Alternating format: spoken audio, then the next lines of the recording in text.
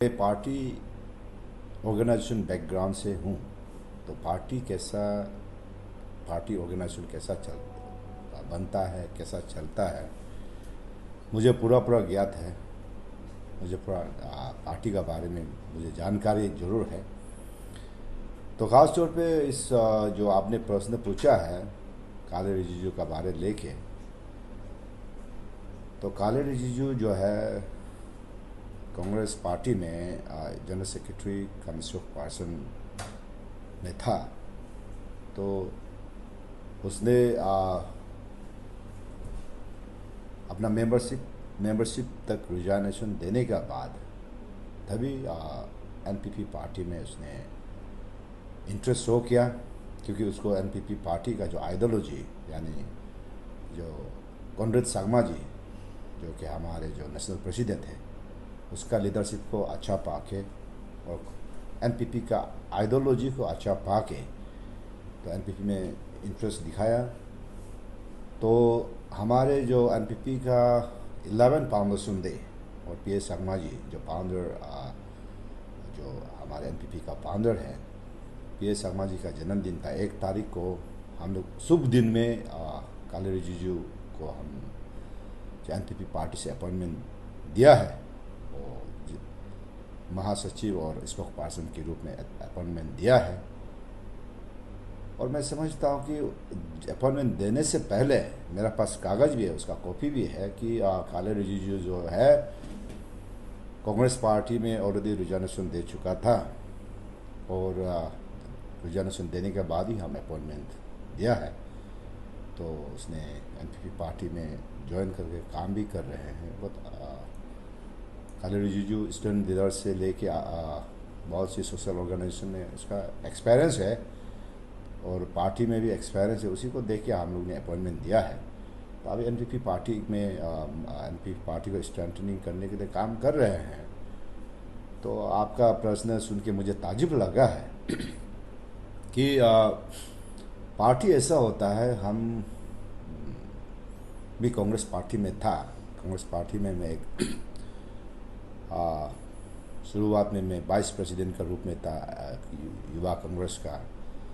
Vice president के बाद में मुझे युवा कांग्रेस का अध्यक्ष बनाया है 2005 में। तो ऐसा करके मैंने 6 years में युवा कांग्रेस का अध्यक्ष बना, और अध्यक्ष बन के मुझे एक बेस्ट परफॉर्मेंस अवार्ड भी मिला कांग्रेस पार्टी से, कि बेस्ट परफॉर्मेंस युवा कांग्रेस का जो बेस्ट परफॉर्मेंस अवार्ड भी मिला। तो मैं विधायक भी 2 टर्म बन चुका है कांग्रेस पार्टी से। तो कांग्रेस पार्टी के बाद बीजेपी में हम ज्वाइन हुआ, और कांग्रेस को मैं रिजाइनेशन देके बीजेपी में ज्वाइन हुआ। तो बीजेपी पार्टी में मैं पहले भी एक आपका मीडिया के जरिए से मैंने बताया था कि मेरा कॉन्स्टिट्यूंसी में 99.9% कांग्रेस था। उसको मैंने 101% जो बीजेपी में पूरा मैंने शामिल करा दिया कांग्रेस को। तो अनफॉर्चुनेटली मुझे चुनाव के समय में मुझे टिकट नहीं मिला। तो फिर भी मैं हमेशा जो भी पार्टी में रहता, पार्टी के साथ लॉयल रहता, इसलिए मैंने टिकट नहीं मिलने पर भी मैंने स्टार कैंपेनर बन के ईस्टर्न वेस्टर्न पार्लियामेंट में जाके मैं स्टार कैंपेनर के रूप में जाके मैंने प्रचार किया, कैंपेन किया, और दोनों एमपी को जिता भी दिया। उसके बाद मुझे लगा कि पार्टी में जो भी आते हैं, पार्टी में जो भी काम करते हैं, राजनीति में टिकट लेके चुनाव लड़ने के लिए पार्टी में बैठते हैं। पार्टी में 3 किस्म के लोग आते हैं। एक है बनने के लिए आते हैं, एक है बनाने के लिए आते हैं, एक है सर्वाइवल के लिए आता है। मैं तो पार्टी में आने का मकसद तो बनने के लिए आता है। तो मुझे ऐसा लगा कि ये बीजेपी पार्टी में फिर रह के मुझे जब टिकट ही नहीं मिलेंगे, तो मैं देखा गया कि सबसे आइडियोलॉजी कौन सा पार्टी में सबसे अच्छा आइडियोलॉजी मेंटेन करते हैं। तो मुझे देखने में आया कि जो एनपीपी पार्टी का जो आइडियोलॉजी है मुझे बहुत पसंद लगा। ख़ासतौर पे one voice one north east, यानी regional aspiration and national outlook, जो हमारे नॉर्थ ईस्ट के लिए प्रायोरिटी लेके सोचते हैं। और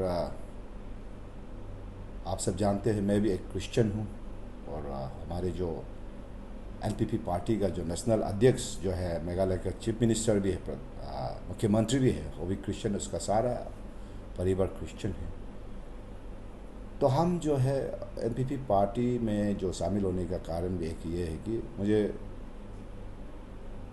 आइडियोलॉजी प्रिंसिपल को अच्छा लगा, क्योंकि हम कोई धर्म भेदभाव किसी धर्म का खिलाफ नहीं है।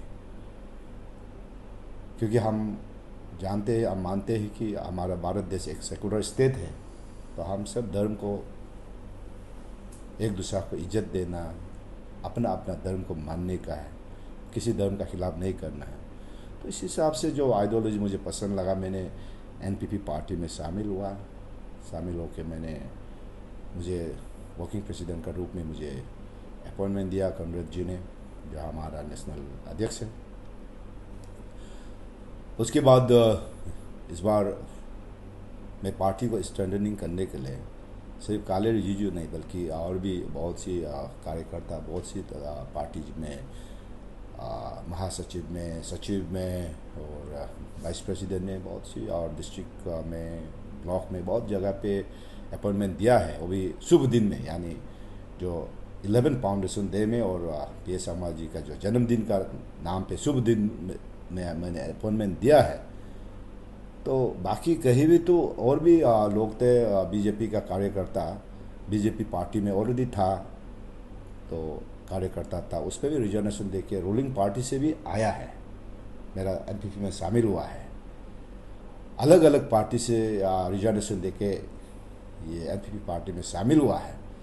लेकिन ताजुब का बात है कि कांग्रेस पार्टी जो रिजर्वेशन देने के बाद, अपॉइंटमेंट करने के बाद, बैक डेट में एक एक्सपेल लेटर मुझे देखने को मिला, जो कि एक ओल्डेस्ट पार्टी है, कांग्रेस पार्टी एक ओल्डेस्ट पार्टी और जो अच्छा जाना माना पार्टी है। तो ऐसा बड़ा पार्टी से जो मैं एक चीज़ मुझे देखने को मिल रहा है कि मैं पहले बता चुका है कि मैं एक ऑर्गेनाइजेशन बैकग्राउंड से हूँ। किसी को भी पार्टी में अगर एक्सपेल करना है तो सबसे पहले पार्टी से आपको शो कॉज नोटिस देना पड़ता है। शो कॉज नोटिस देने के बाद तो रिप्लाई का इंतज़ार करता है। तो रिप्लाई जब देने के बाद अगर रिप्लाई जो सेटिस्फैक्ट्री नहीं है तभी जाके एक्शन लिया जाता है। तो बिना शो कॉज नोटिस देते हुए सीधा बैक डेट में एक्सपेल किया वाला मेरा सारा जो पार्टी ऑर्गेनाइजेशन इतना साल से हूँ, मैं फर्स्ट टाइम ये चीज़ को विटनेस कर रहा हूँ, जो कि मेरा ख्याल से बिल्कुल जो एक गलत ट्रेंड जा रहे हैं, ये नहीं किया जाए तो अच्छा रहेगा। क्योंकि ये जो ट्रेंड जो है, एक बार जो हैबिट बिकेम नेचर बोलते हैं, ये सब गलत काम जब करते हैं तो वो चीज़ एक सुधारने के लिए फिर समय लग जाते हैं। क्योंकि पार्टी अलग अलग पार्टी का जो सिस्टम एक ही है, पार्टी अलग अलग हो सकते हैं, क्योंकि पार्टी का जो ऑर्गेनाइजेशन, जो स्ट्रक्चर, जो सिस्टम, जो कानून, जो सबका बराबरी होते हैं। तो इस हिसाब से जो भी इंसान, जो भी कार्यकर्ता अगर कोई पार्टी का जो आइडियोलॉजी को पसंद नहीं करते हैं, उसको पूरा फ्रीडम और लिबर्टी है कि पार्टी को रिजर्वेशन दे सकते, छोड़ सकते हैं। किसी को फोर्सफुली हम पार्टी में काम करना है, फोर्सफुली हम बांध के नहीं रख सकते हैं। जो अगर आइडियोलॉजी पसंद नहीं है तो कल जैसे एनपीपी पार्टी में भी कोई अगर आइडियोलॉजी पसंद नहीं होगा, कल मुझे कोई रिजर्वेशन एनपीपी पार्टी को देंगे तो एक्सेप्ट करना ही पड़ेगा। हाँ, अगर रिजर्वेशन नहीं दे के, ऑफिशियल प्रोसीड्यूर फॉलो नहीं करके अगर कोई सीधा दूसरा पार्टी जाते हैं तो जरूर उसको हम लोग एक्सपेल किया जाएगा। लेकिन प्रोसीड्यूर में अगर उस पर प्रोसीड्यूर का साथ अगर गया है तो एक्सपेल करना ये तो बिल्कुल सिस्टम का खिलाफ है, जो मेरा देखने को जो मिल रहा है। तो एनपीपी पार्टी में जिस समय मुझे अच्छा लगा, एनपीपी पार्टी का जो आइडियोलॉजी और कॉनरेड जी का, जेम्स जी का लीडरशिप का अच्छा लगा, मैंने एनपीपी पार्टी में शामिल हुआ और वर्किंग प्रेसिडेंट मुझे बनाया है। कल को मुझे ऐसा लगेगा कि ये पार्टी में फ्यूचर नहीं है, मुझे जो आइडियोलॉजी जो है प्रैक्टिकल में नहीं है, तो मैं भी रिजर्वेशन दे के कोई भी पार्टी ले सकता हूँ, उसमें हमको एक्सपेल नहीं कर सकते हैं। तो उसी तरह में ये जो ताजुब की बात है कि जो रूलिंग पार्टी से भी जो रिजाइनेशन दे के यहाँ पे एनपीपी पार्टी में बहुत लोग ज्वाइन किया है, उसको कोई तो एक्सपाल्सन लेटर नहीं दिया, लेकिन जो कांग्रेस पार्टी से जो आया है तो रिजिजू, काले रिजिजू जी को एक्सपाल्सन जो दिया है, मुझे मालूम नहीं, शायद इन लोग का इंटरनल कुछ होता होगा, लेकिन पार्टी का सिस्टम का मुताबिक ये जो है बिल्कुल गलत है। तो मेरा यही कहना है। ये जानना चाहेंगे कि आपका तरफ से ये पार्टी को आगे बढ़ाने के लिए क्या मैनिफेस्टो है और क्या सोच रहा है फ्यूचर के लिए? मैं पहले बता चुका है कि मैं ऑर्गेनाइजेशन बैकग्राउंड से हूँ। सबसे पहले कोई भी ऑर्गेनाइजेशन, मैंने बता चुका है कि हर पार्टी मीन्स नाम अलग अलग है, लेकिन जो ऑर्गेनाइजेशन सिस्टम एक ही है, जो स्ट्रक्चर एक ही होता है, उसको जो वे ऑफ एग्जीक्यूशन अलग होता है। तो एनपीपी पार्टी में मैं अभी मुझे वर्किंग प्रेसिडेंट के रूप में मुझे अपॉइंटमेंट दिया है कांग्रेस जी ने।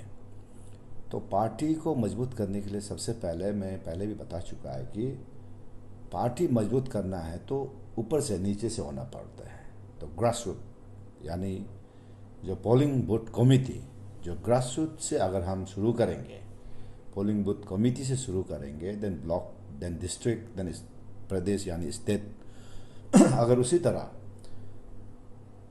ख़ास तौर पे कोई भी ऑर्गेनाइजेशन, कोई भी पार्टी में जो मेन रोल प्ले करते हैं वो है युवा यानी यूथ्स और महिला। अगर ये युवा और महिला को हम ग्रास रूट से अगर उसको मोटिवेट करते हैं, प्रमोट करते हैं, पोलिंग बूथ कमेटी से हम शुरुआत करते हैं, तो कोई भी पार्टी बहुत मजबूत हो जाएगा। तो मेरा अभी यही मकसद है कि मैं अभी शुरुआत कर दिया है, जब से मैं एनपीपी पार्टी में एक वर्किंग प्रेसिडेंट के रूप में बागडोर संभाला है।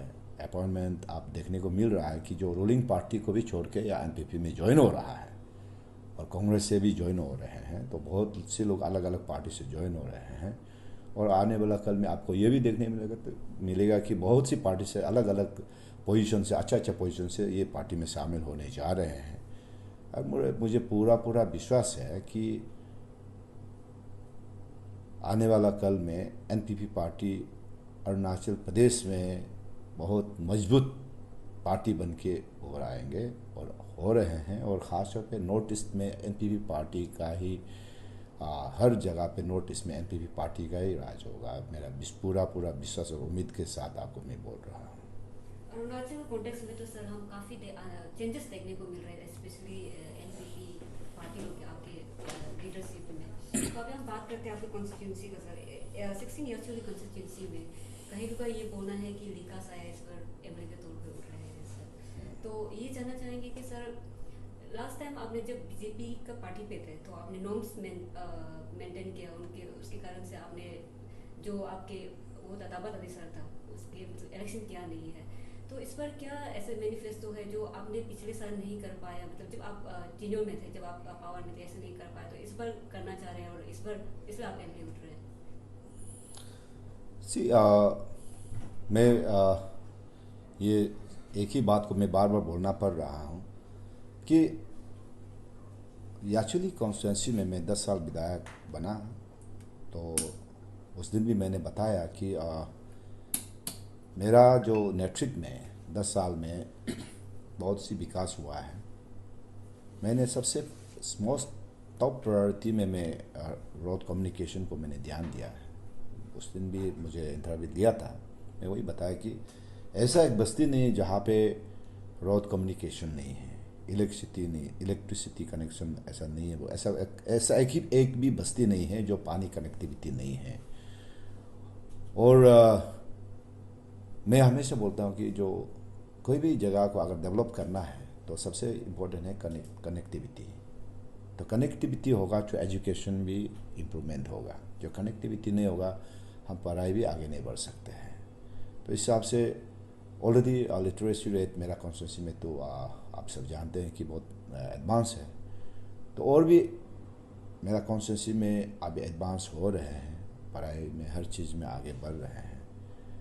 तो मेरा एक ही मकसद था कि मैं 10 साल में मैंने कुछ मेरे जो कमियां रह गया है, मैं ये 4 साल में शांति से मैंने ऑब्जर्व किया कि कहाँ पे गलत क्या हुआ, क्या नहीं हुआ, किस पे कमियां रह गया। तो मुझे ऐसा लगता है कि 4 साल में मैंने विकास जरूर किया है, हर जगह में विकास हुआ, लेकिन ग्रास रूट तक मीन्स जो सरकार का जो बेनिफिट्स है हर ग्रास रूट का हर इंडिविजुअल तक नहीं पहुंच पाया। कहीं कहीं में कई कई जगह में पहुंचा, लेकिन मैक्सिमम जगह पे जो बस्ती के जो लोग होते हैं जिसको ऑफिस का बारे मालूम नहीं है, ये जो स्कीम का बारे में मालूम नहीं होता है, तो ऐसा लोग तक जो विकास जो गवर्नमेंट का जो फैसिलिटीज शायद कहीं कहीं में पहुंचने में कमी हुआ है।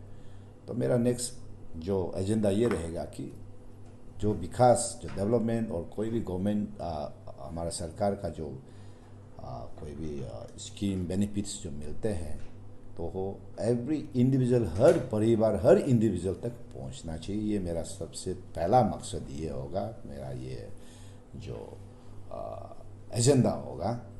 और मेरा दूसरा एजेंडा ये होगा कि ऑर्गेनाइजेशन यानी हमारे देश का प्रदेश का ये जो कॉन्स्टिट्यूंसी का जो फ्यूचर होता है वो है हमारे जो यूथ और महिला। अगर यूथ और महिला को अगर हम प्रमोट करेंगे, कोई भी कॉन्स्टिट्यूंसी हो, कोई प्रदेश हो, देश हो, बहुत आगे निकल जाएंगे और हर चीज़ में विकास में आगे हम लेके जा सकते हैं अगर हम यूथ और महिला को प्रमोट करेंगे। तो मेरा हमेशा टॉप प्रायोरिटी में यूथ और महिला ही रहते हैं। कोई भी चीज़ में मैं आगे इन लोगों को प्रमोट करते हैं, तो ये मेरा दूसरा मकसद रहेगा। और तीसरा ये होगा कि एजुकेशन में हम हमेशा टॉप प्रायोरिटी लेके जाता हूँ कि मैं हमेशा यही बोलता हूँ कि पढ़ाई करना है तो क्वालिटी एजुकेशन का साथ पढ़ना चाहिए। ऐसा नहीं कि जस्ट फॉर्मेलिटीज में पढ़ाई नहीं करना है, क्योंकि आज का ज़माना जो है कॉम्पिटिटिव ज़माना है, इस पर क्वालिटी एजुकेशन होना है बहुत ज़रूरी है। क्वांटिटी नहीं, क्वालिटी एजुकेशन होना है। और बाकी जो उस दिन भी मैंने मुझे इंटरव्यू लिया था जो दूसरा मीडिया ने, तो मैंने वही बताया कि जितने भी एग्रीकल्चर हॉर्टिकल्चर ये सब को मेरा कॉन्स्टिट्यूंसी में मैंने सिखाया, इंक्लूडिंग टी प्लांटेशन तक, कीवी प्लांटेशन, कार्डमम प्लांटेशन। आज जो है मेरा इनिशिएटिव से नॉट ओनली एक्चुअली मैंने उस दिन भी बता चुका, actually every family become Lakhpati because of cardamom. ऐसा एक ज़माना था, मैं बचपन में मैंने देखा था कि बस्ती में कोई कोई ऐसा था कि एक अंडा तक कोई खरीदने का हिम्मत नहीं होता था। एक मुर्गी बेचने के लिए मैंने देखा था बस्ती के अंदर पे जो मुर्गी को खरीदने वाला हिम्मत नहीं था। आज का ज़माना ऐसा हो गया कि एक्चुअली कॉन्स्टिट्यूंसी में आप मुर्गी खरीदने के लिए नहीं मिलेगा अगर बस्ती में, क्योंकि सबका पास एटलीस्ट कम से कम लाख रुपया तो है।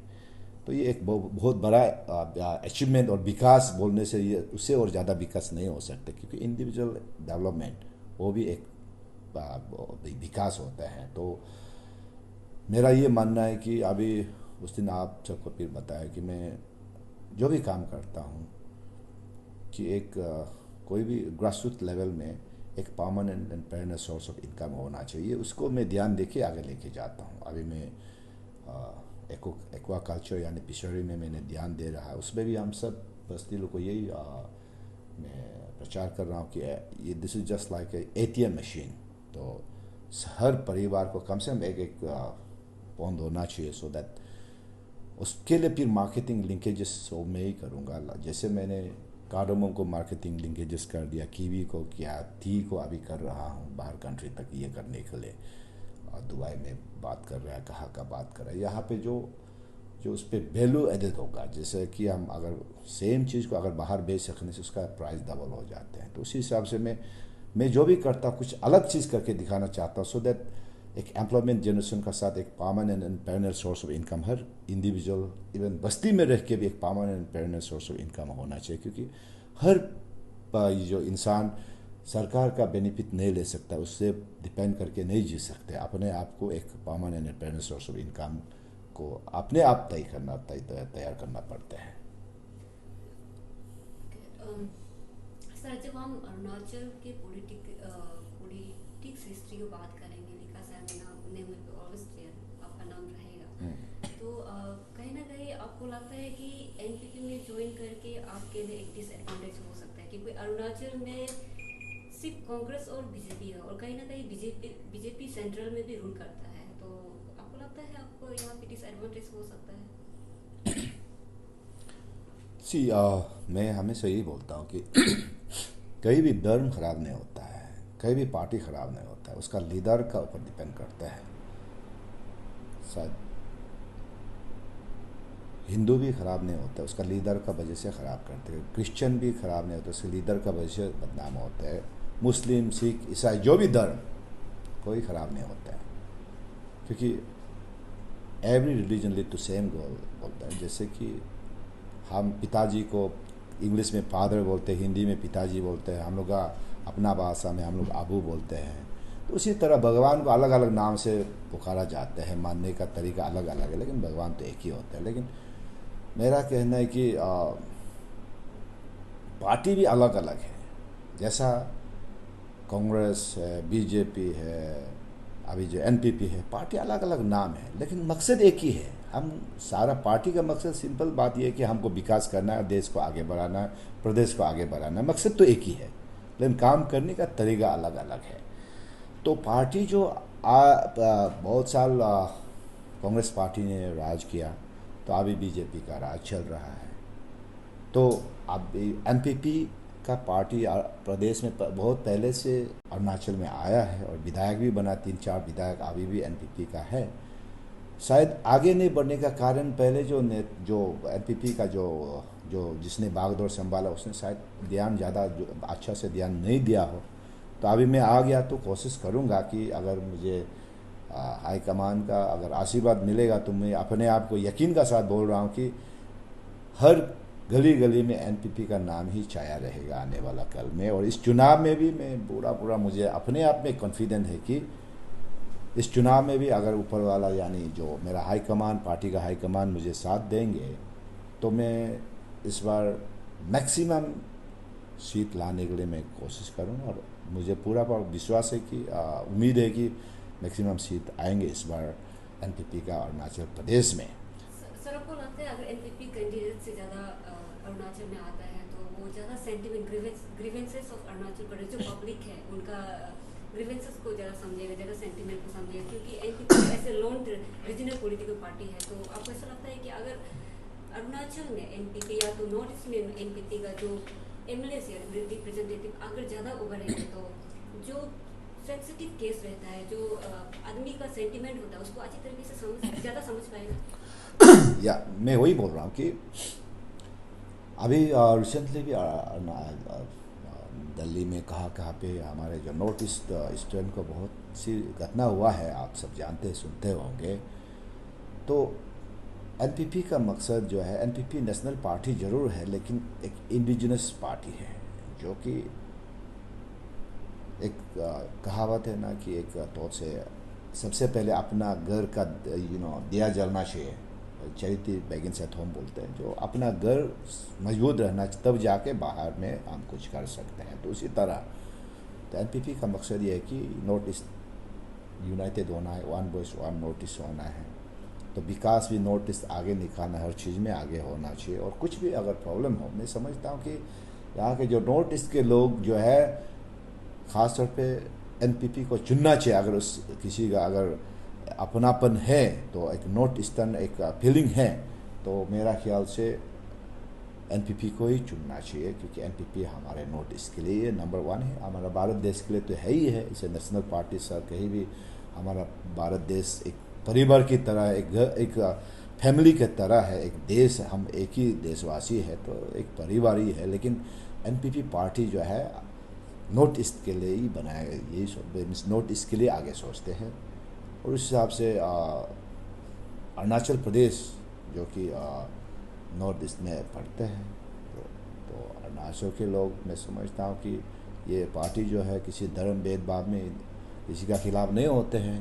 तो इससे अच्छा पार्टी तो मेरा ख्याल से अरुणाचल के लिए होना नहीं चाहिए। तो जो भी अरुणाचल के अभी जो चुनाव आने वाले हैं, जो भी चुनाव जो लड़ना चाहते हैं, तो मैं NPP as a working president में सबको मैं स्वागत करना चाहूँगा कि आप यू आर मोस्ट वेलकम। कि एनपीपी पार्टी एक अच्छा पार्टी है, हम एनपीपी पार्टी में आप चुनाव लड़िए। हम फिजिकली, मॉरली, मेंटली हम एज ए वर्किंग प्रेसिडेंट साथ देंगे, और हम लोग ग्रास रूट तक पार्टी को मजबूत करके आप साथ देंगे। Sir, apart from the political paradigm that we were talking about NPPs and the political scenario happening in Arunachal Pradesh, I would like to shift my focus onto the health department. So, you being a very conscious person about the health, and the entire people, the public of Arunachal Pradesh know that how conscious you are about the health. Being healthy is, you know, is about being healthy and healthy lifestyle. So, what's your take on current status of health health department's work in Arunachal Pradesh? Yeah, still I remember, when I was the Parliament Secretary, Home and Sport Youth Affairs. That time that fruits vendor and the meat vendor got arrested through my advice. Actually, what they used to do is like, they used to inject the, that meat, the chicken, the pork. Even they used to inject some medicine in fruits. That's the reason, our people are suffering from cancer, pressure, everywhere. We get to see that, cancer is prevailing like anything, is just like a common diseases. So I think that might be the reason behind. And I'm very much concerned about the organic. Okay. I always used to eat organic vegetables. That's why I used to have my own kitchen garden. I'm fond of doing kitchen garden also. So even if I buy vegetables from the outside the market, I used to wash it with salt and lemon, so that it can wash. Like when you wash vegetable with salt and lemon, that will wash away all the waves and pesticides. And that I think the reason behind cancer and pressure is all because of herbicides and pesticides and that injection. So would like to request and I would like to send a message to the present state government, especially on Honorable Chief Minister Pema Khandu and the Health Minister. They must take it very serious, to stop all these kind of practices. And actually, when still I remember when that vendor got arrested, even the market committee they had a dharna also against me. So finally, I got to know that everything, that injection they used to do at that headquarters at Harmati. There is a place where they used to inject even the prawn, chicken, pork, apple, fruit, any kind of eatables. And they used to put some kind of herbicide and pesticide to like for faster growth of the vegetables. So this is very dangerous in the advanced country like European countries.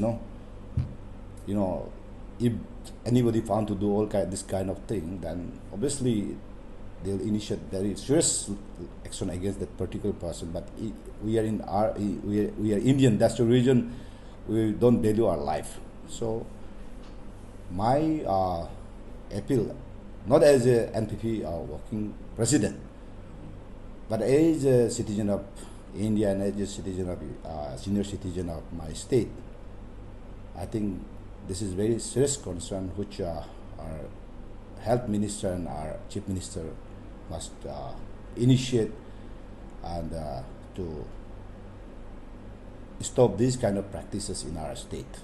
And and our chief minister and especially the horticulture and agriculture ministers should must encourage organic farming, and even we can do organic aquaculture, organic farming like horticulture, agriculture. Even we can have organic poultry like that. So you should visit the actually constants. I'm encouraging each and every individual to do kitchen garden, and I'm encouraging them to eat some kind of local vegetables. So he actually is very famous in these kind of things because of my guidance and my advice. So here in our state, if we encourage organic, just like Sikkim, they have been declared as an organic state. So Arunachal must be organic state. So if our honorable chief minister is young and dynamic, if he wishes, that can be happen.